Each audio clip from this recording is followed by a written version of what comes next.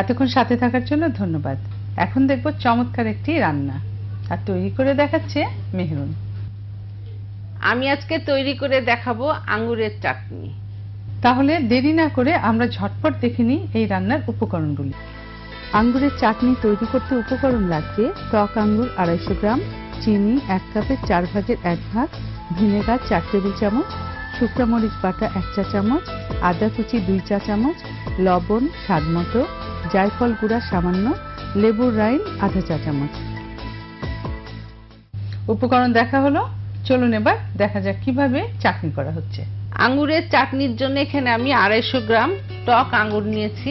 অনেক সময় দেখা যায় যে বাসায় টক আঙ্গুর এসে গেল, তখন দেখা যায় যে খাওয়া হচ্ছে না।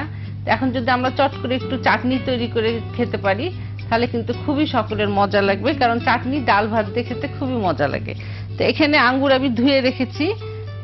আঙ্গুরকে ঠিক এইভাবে 2 টুকরা করে নিতে হবে, এইভাবে।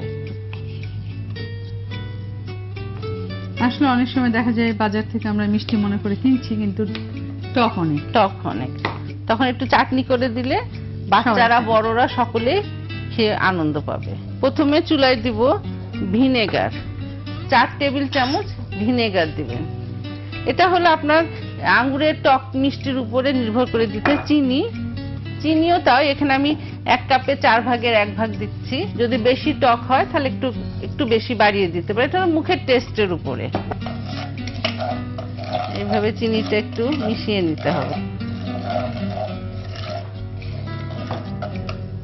চিনি মিশে গেছে, এখন আমি আঙ্গুর টুকরা দিয়ে দিচ্ছি। এখানে 250 গ্রাম মতো আছে, বেশি হলে বেশি পরিমাণে করতে পারেন, কারণ এটা অনেক দিন থাকে। এটা কি ফ্রিজে রেখে সংরক্ষণ করতে হয় না? ফ্রিজে রাখলে তো বহুত দিন থাকে, বাইরে 6-7 দিন থাকে। এবার কি দিবে? আদা কুচি। আদা কুচি কতটা? 2 চা চামচ। আর একটু দাও, এটা পরিমাণ মতো দিতে হয়, কারণ ফ্লেভারও থাকে আর খেতেও টেস্ট লাগে। এখন মরিচ বাটা দিয়ে দাও, এখানে দাও। এখানে গুঁড়া মরিচ তুমি ব্যবহার করো? হ্যাঁ, মরিচটা যে মরিচের বিচি ফেলে উপরের অংশটা বেটে নিয়ে তারপরে দিতে হবে। এখানে আমি 1 চা চামচ দিচ্ছি। এটা হলো মুখে ঝাল যে যেমন খেতে চায় এরকম দিবেন। আর যদি কাশ্মীরি মরিচ থাকে হাতের কাছে তাহলে সেটা দিলে আরো সুন্দর হয়, কারণ কালারটা অনেক ভালো আসে। এখন লবণ দিব, লবণটা স্বাদ মতো দিবেন, কারণ যার যেরকম স্বাদ লাগবে সেরকম। আমি এখানে 4 চামচে 4 ভাগের 1 ভাগ দিচ্ছি। এটা একটু ঘন হবে, ঘন হয়ে গেছে। এখন জায়ফলের গুঁড়া দিব, আঁচটা একটু কমিয়ে দিচ্ছি এটাতে। হ্যাঁ, সাথে সাথে গুঁড়া করে দিলে ফ্লেভারটা ভালো আসে। আমি এই যে একটু জায়ফল একটু গুঁড়া করে দিচ্ছি। এটা পরিমাণ মতো দিবেন, কারণ জায়ফল খাওয়া খুবই ভালো।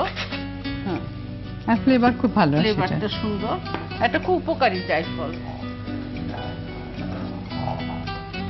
এখন দিব লেমন রাইন্ড। এটা আমি আধা চা চামচ মতো রাইন্ড নিয়ে রেখেছি। লেবুর খোসার উপরটা একটু গ্রেট করে নিতে।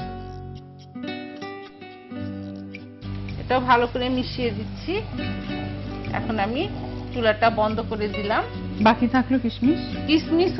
আমি উপকরণে কিশমিশ দেইনি, কিন্তু আঙুর শুকিয়ে কিশমিশ করে, একটু কিশমিশ দিলে দেখতে সুন্দর লাগবে। এটা পরিমাণ মতো দিবেন যাতে দেখতে সুন্দর লাগে। এখানে 2 চা চামচ দিলাম। তৈরি হয়ে গেছে।